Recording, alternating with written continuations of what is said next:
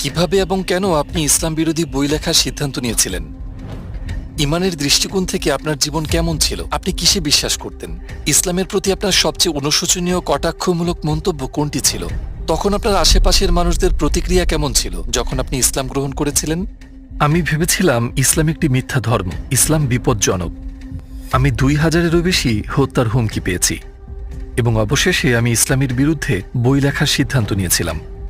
হে আল্লাহ, আমাকে এমন একটি নিদর্শন দেখান যাতে আমি সম্পূর্ণ নিশ্চিত হতে পারি যে এটিই সেই পথ।